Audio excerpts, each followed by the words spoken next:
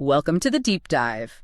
Look, if you're a photographer, maybe a hybrid shooter thinking about high-performance mirrorless gear, you know how it goes, right? A new model comes out, promises the world.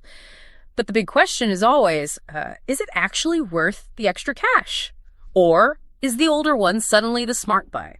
Today, we're going to settle that, or at least try to. Our mission is a head-to-head deep dive. Canon's EO R6 from 2020 versus its successor, the R6 Mark II, which landed late in 2022. We're looking at this from your perspective here in 2025, trying to really figure out the trade-offs and, which one makes more sense for your money today. Yeah, it's a really interesting comparison because, well, physically, you'd be hard-pressed to tell them apart. They're exactly the same size, 138 by 98 by 88 millimeters. Same weight, too, 680 grams. The build, the feel in the hand, identical. So no difference there. But right away, there's a pretty key difference under the hood, isn't there? The sensor. Exactly. That's the first big divergence. The original R6, it has a 20 megapixel sensor. The R6 Mark II, that bumps up to a new 24 megapixel sensor. So that's about a 19% increase in resolution on paper. Okay, let's unpack this because it's not just about that 4 megapixel number. We need to see how it actually plays out. Right. I mean, 24 megapixels on the Mark II, that sounds better straight away. Yeah. More detail for big prints, more room to crop if you need it. Seems like an easy win for stills. It does seem that way. But here's where it gets a bit counterintuitive, something Canon did with the original R6. Even though the Mark II has more pixels total, the individual pixels on the older R6 sensor are actually larger. We're talking 43 square micrometers versus 36 on the Mark II. Huh. Larger pixels on the older camera, so better light gathering potential theoretically. But, sticking with 20 megapixels in 2025, doesn't that feel a bit limiting even with that low light potential? That's a really good question. Yeah. And it kind of highlights who the R6 might still appeal to. The idea is, yes, those larger pixels could mean slightly better performance in really low light, less noise at high ISOs.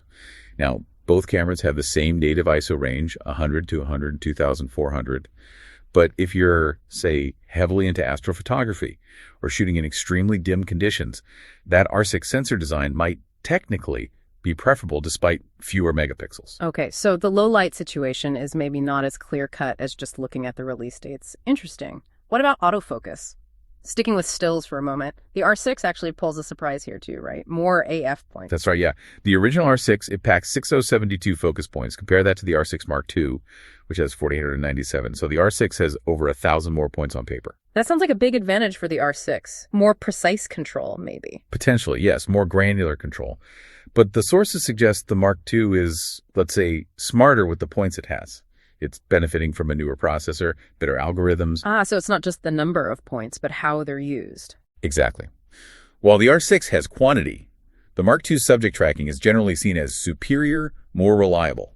They both have excellent face, eye, and even vehicle tracking, and both can focus in incredibly low light down to EV -6.5. That's like almost pitch black. Wow. Okay, so the R6 holds its own surprisingly well for stills quality, especially considering the pixel size argument for low light.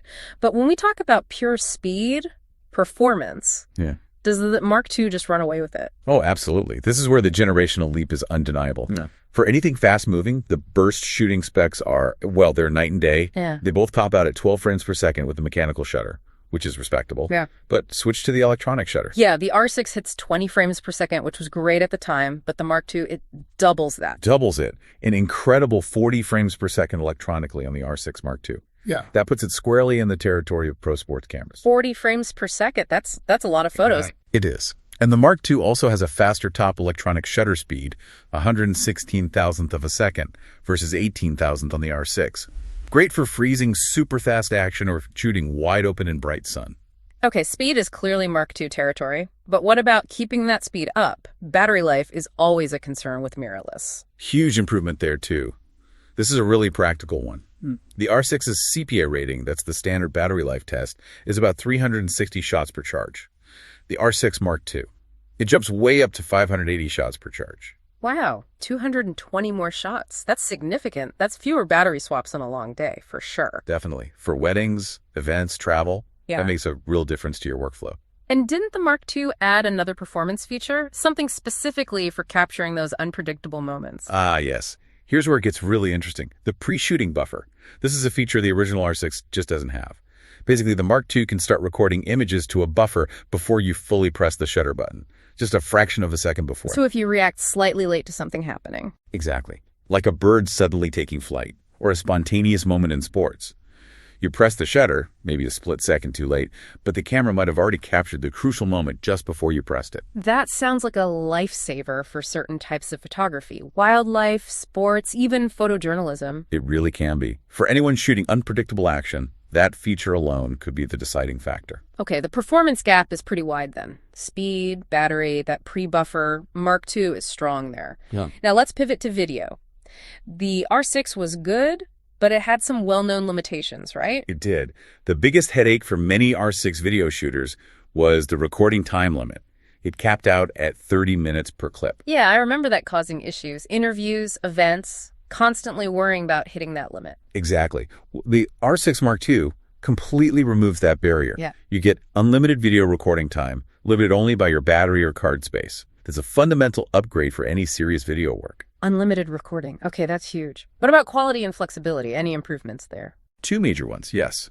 First, remember how the R6 had a slight crop, about 1.07x when shooting 4K at 60p? Right, it wasn't quite the full sensor width. The R6 Mark II fixes that. No crop at 4K 60p. You get the full field of view of your lens. Second, and this is massive for post-production, the R6 Mark II supports raw video recording externally. The original R6 couldn't do that. Raw video.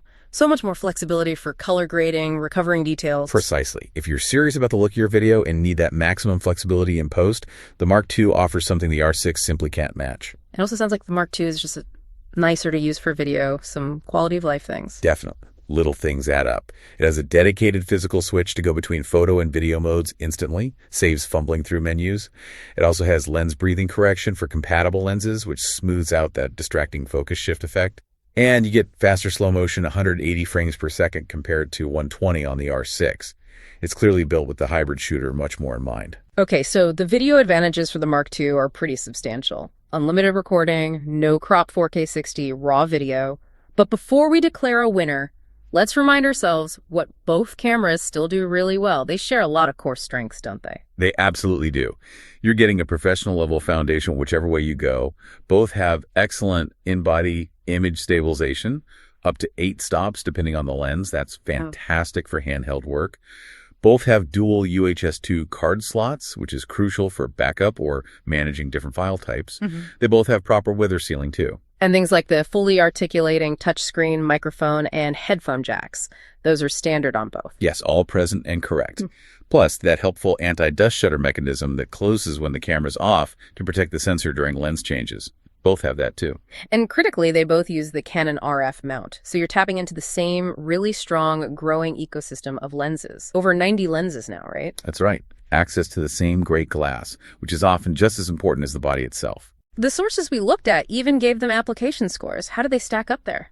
Interestingly, they scored identically in several key areas. Both got 76% for portrait work, a very high 97% for street photography, and 90% for sports. Shows they're both highly competent. The Mark II just edged out the R6 slightly in daily use, 88% versus 85% likely due to the battery life, and in landscape, 50% versus 46%, probably thanks to that extra resolution. Okay, makes sense. So time for the final verdict, I think. We've weighed the specs, the performance, the video features.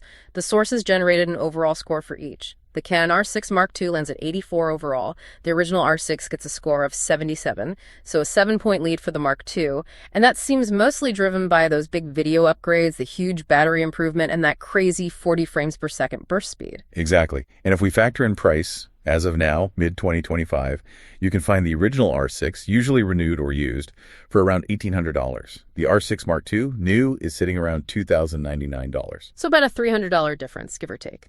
Yeah, roughly. So what does this all mean for you, the listener?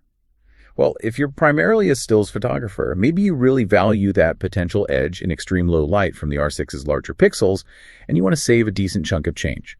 The original R6 is still a fantastic camera, great value. Makes sense, but if you're a hybrid shooter doing a serious mix of photo and video, or if you absolutely need top-tier action performance, the R6 Mark II really pulls ahead.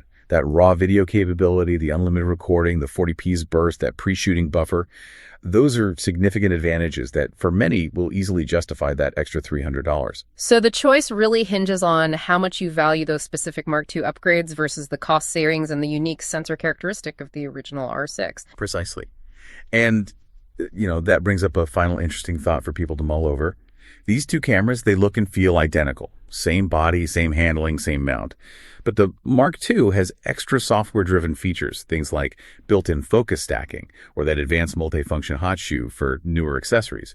So the question becomes, when comparing physically similar cameras, how much weight should you give to these computational workflow-enhancing features versus the raw hardware specs like sensor pixels? Are we buying better hardware, or are we increasingly paying for smarter software? That's a really good point. The line between hardware and software capability is definitely blurring. Something to think about as you weigh your options. Fantastic breakdown. Thanks for helping us navigate the R6 versus R6 Mark II decision.